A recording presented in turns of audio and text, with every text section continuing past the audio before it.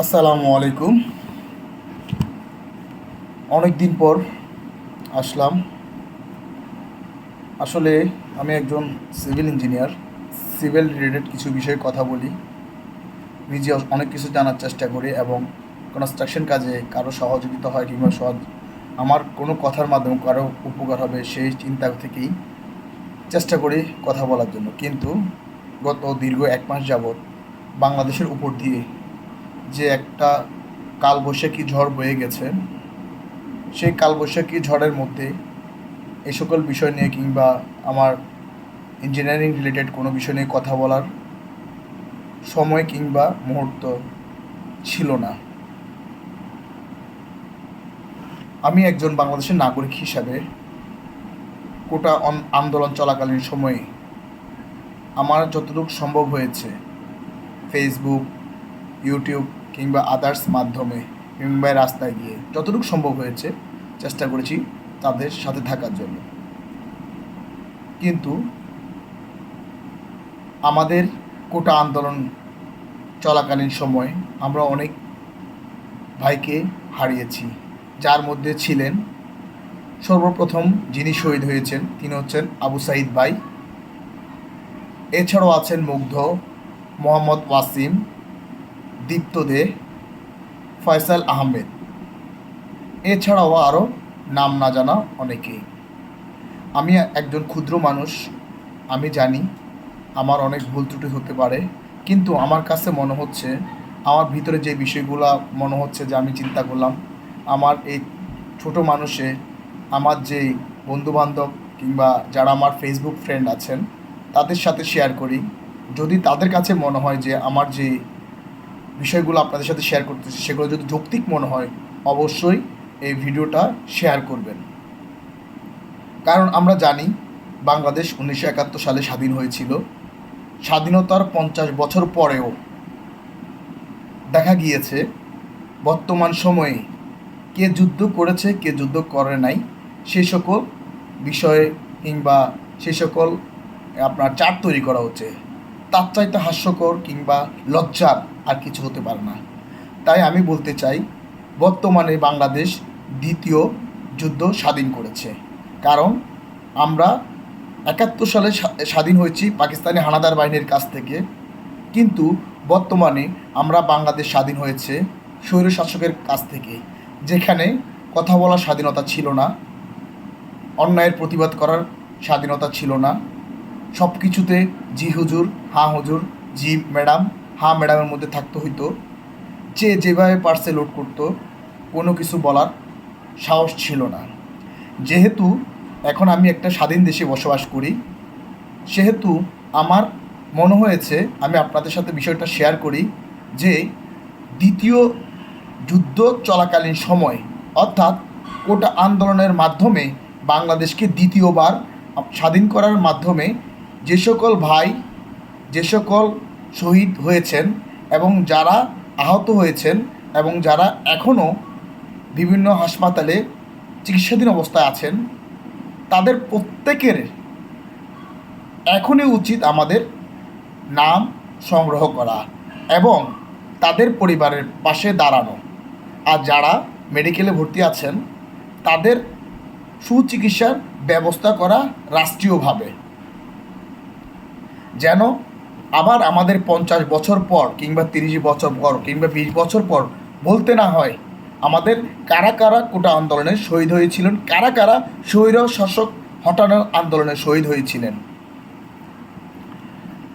বর্তমানে বাংলাদেশ পরিচালনা করার জন্য আমার কাছে মনে হচ্ছে এই সকল বিষয়ের দিকে আমাদের দৃষ্টি দেওয়া খুবই প্রয়োজন। যেমন আমাদের বর্তমান সরকার পরিচালনা করার জন্য আমাদের যে সাহসী ভাইয়েরা উদ্যোগ নিয়েছিলেন, তাদের ডাকে ছাত্র জনতা, সাধারণ মানুষ, বিভিন্ন সংগঠনের সকলে মিলে এই স্বৈরশাসকের পতন করেছি। তাদের উদ্যোগে একটি খণ্ডকালীন অর্থাৎ একটি নির্বাচিত সরকার আসার আগ পর্যন্ত খণ্ডকালীন সরকার গঠন করা হয়েছে, যার প্রধান ডক্টর মোহাম্মদ ইউনূসকে দেওয়া হয়েছে। আমি আমার মন থেকে এবং বাংলাদেশের জনগণের সকলের পক্ষ থেকে আমি বলতে চাই, বর্তমানে যারা সরকার ব্যবস্থায় আছেন, আপনাদের কাছে আমার অনুরোধ, বাংলাদেশে আপনারা পরবর্তী সরকার ব্যবস্থা পরিচালনা করার জন্য যাদেরকে ক্ষমতা দিবেন, বাংলাদেশে দুইবারের বেশি কোনো প্রধানমন্ত্রী নির্বাচিত হতে পারবে না। এটার মূল কারণ, আমাদের বাংলাদেশে যেই রাজনৈতিক ব্যবস্থা চালু হয়ে আছে সেটি আপনার একটি খাই পাই জুলুমের পর্যায়ে চলে যায়। কারণ তারা বারবার নির্বাচন করে এবং ভোটের মাধ্যমে হোক অথবা বিনা ভোটে হোক, যে কোনোভাবে তারা সরকারের মধ্যে এসে তারা লুটপাট করতে চায়। যদি এটা নির্ধারণ দেওয়া যায় যে একজন সরকার দুইবারের বেশি অর্থাৎ 4 অথবা 5 বছরের অধিক, দুই টাইমে 8 অথবা 10 বছরের অধিক কেউ সরকার ব্যবস্থায় থাকতে পারবে না, তাহলে দেখা যাবে তারা দেশের উন্নয়নে কাজ করবে।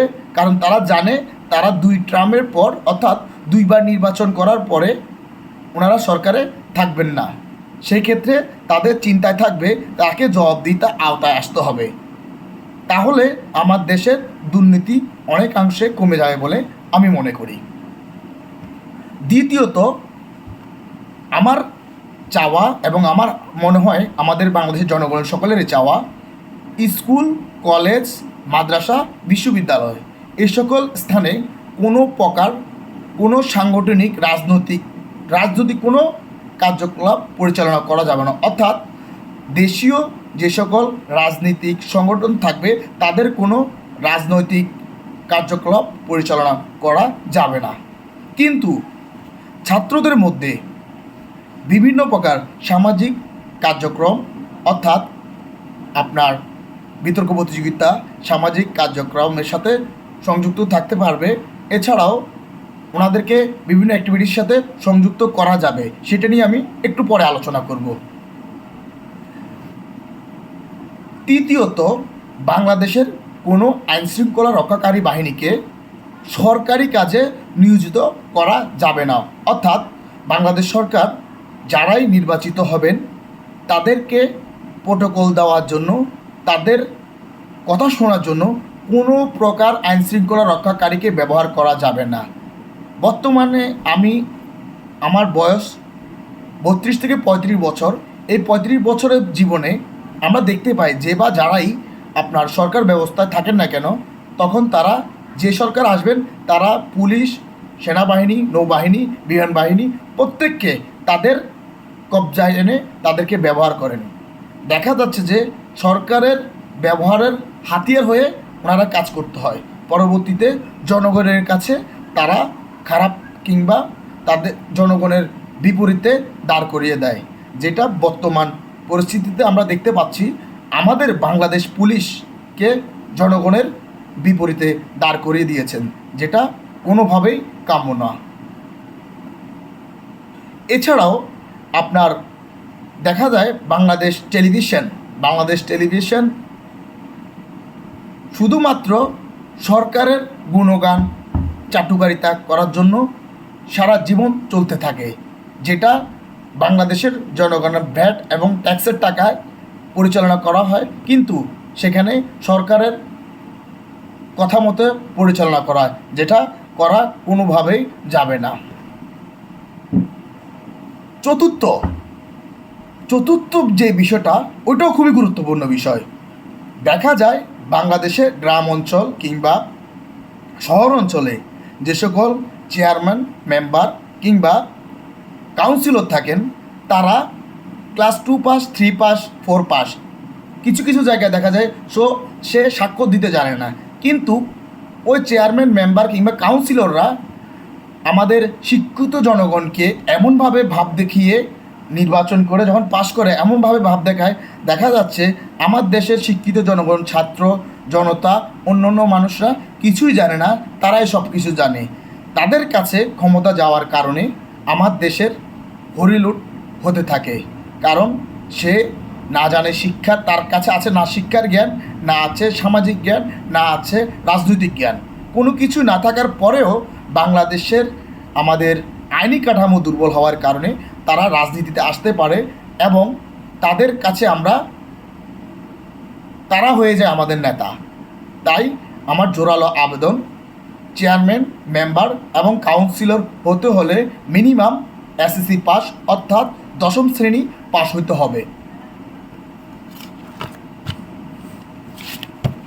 আর পঞ্চমত আমার অনুরোধ, আপনার বর্তমান সময়ে পুলিশ কিংবা আইন শৃঙ্খলা রক্ষাকারী বাহিনী যারা আছেন তারা দুর্নীতিতে বাংলাদেশ কিংবা আদার্স আমাদের এশিয়ান কান্ট্রি কিংবা বিশ্বের মধ্যে যদি চিন্তা করা হয় তারা 1-2-এর মধ্যে থাকবে। দুর্নীতিতে তারা ফার্স্ট হবে। কারণ যখন একটা আইন শৃঙ্খলা রক্ষাকারী বাহিনীকে সরকার প্রধানরা পরিচালনা করায়, তাদের সুযোগ সুবিধা নেয়, তখন ওই পুলিশ কিংবা ওই আইন শৃঙ্খলা রক্ষাকারী বাহিনী যে কোনো অন্যায় কাজ করলে তখন ওই সরকার প্রধান কিংবা ওই দল তাদেরকে কিছু বলতে পারে না, কারণ তাদের থেকে ওই সরকার দল সুবিধা নিয়ে থাকে। ওই জন্য আমি বলতে চাই, আমাদের যারা 10ম শ্রেণী পাশ করার পরে, আমাদের ছাত্ররা যারা 10ম শ্রেণী পাশ করবে, কলেজে উঠবে, তাদেরকে খণ্ডকালীন অর্থাৎ ঘন্টা অনুযায়ী, আমরা জানি আমাদের ইউরোপ অর্থাৎ আদার্স বিভিন্ন দেশে, ইউরোপ, আমেরিকা, ইংল্যান্ড বিভিন্ন দেশে দেখা যায় ছাত্রদেরকে খণ্ডকালীন কাজ করার সুযোগ দেওয়া হয়। যেমন বিভিন্ন রেস্টুরেন্ট, বিভিন্ন কলকারখানা কিংবা বিভিন্ন ফ্যাক্টরিতে। তাই আমি জোরালো আবেদন জানাবো যে আমাদের যে সকল ছাত্র 10ম শ্রেণী পাশ করবেন তাদেরকে প্রতিদিন 2 থেকে 3 ঘন্টা, যেমন ট্রাফিক পুলিশ কন্ট্রোলের দায়িত্বে দেওয়া যেতে পারে, প্রতিদিন ঘন্টা ওয়াইজ 2 ঘন্টা দেওয়া যেতে পারে, 3 ঘন্টা দেওয়া যেতে পারে। যে সকল হাসপাতাল আছে, হাসপাতালে আপনার নিয়ম শৃঙ্খলার দায়িত্বে দেওয়া যেতে পারে। বিভিন্ন কাজ আছে, যে সকল কাজ আপনার ছাত্রদের জন্য আপনার শোভনীয়, সুন্দর, অর্থাৎ তারা করতে পারবে এবং তারা অনেক কিছু শিখতে পারবে। এছাড়াও দেখা যেতে পারে তাদেরকে বিভিন্ন রাস্তার মোড়ে মোড়ে লাইকে আপনার পুলিশের কি বলে এটা, যারা গোয়েন্দা, লাইকে গোয়েন্দার মতো করে 2-3 ঘন্টা ওনাদেরকে আপনারা ঘুরে কোনো আইন শৃঙ্খলা রক্ষাকারী বাহিনী কিংবা আদার্স কারো অকারেন্স হচ্ছে কিনা সেগুলো আপনারা কালেক্ট করবেন, একটা সংস্থার কাছে আপনারা এটা দিয়ে যাবেন। এছাড়া বিভিন্ন কাজ থাকতে পারে, আমি শুধুমাত্র 2-1টা কাজ বলতেছি যেটা করলে আমার মনে হয় আমার দেশ সোনার বাংলা হতে বেশি দিন লাগবে না, যেটার প্রমাণ আমার ছাত্র ভাইরা দেখিয়ে যাচ্ছে। আপনার গত 2 দিন আগে আমাদের দেশ দ্বিতীয়বার স্বাধীন হওয়ার পরে, যেখানে আপনার আমাদের সংসদ ভবন কত বড় একটা এরিয়া নিয়ে গঠিত, যারা গিয়েছেন তারাই জানেন এটা কী পরিমাণ একটা ধ্বংসস্তূপে পরিণত হয়েছিল, যেটা 2.5 থেকে 3 ঘন্টার মধ্যে নিট অ্যান্ড ক্লিন করেছে আমার ছাত্র ভাই এরা এবং জনগণ সকলে মিলে, যেটা সম্ভব হয়েছে তাদের মাধ্যমে। তাই আমি চাই আমাদের ছাত্র ভাইদেরকে ঘন্টা ওয়াইজ অর্থাৎ 10ম শ্রেণী পাস করার পরে তাদেরকে বিভিন্ন কাজে প্রতিদিন 1 ঘন্টা, 2 ঘন্টা, 3 ঘন্টা এইভাবে কাজে ইনভলভ করা যায় কি না, তাহলে দেখা যাবে আমাদের দেশে যেই পরিমাণ বেকার, যেই পরিমাণ অলস, যেই পরিমাণ আপনার দেখা যায় যে আপনার কোনো কাজ করতে লজ্জা পায়, সেই ক্ষেত্রে দেখা যাবে এই সকল কাজে ইনভলভ হওয়ার পরে আমার দেশের ছেলেরা, আমার দেশের ছাত্ররা, আমার দেশের সোনার সন্তানেরা কখনো আপনার কোনো কাজকে ছোট করে দেখবে না এবং শিক্ষার পাশাপাশি যখন কাজে ইনভলভ থাকবে তখন কাজে দক্ষতা অর্জন করবে এবং পরবর্তী সময়ে আমার দেশকে নেতৃত্ব দেওয়ার জন্য তারা তৈরি হবে বলে আমি মনে করি। ধন্যবাদ। আসসালামু আলাইকুম।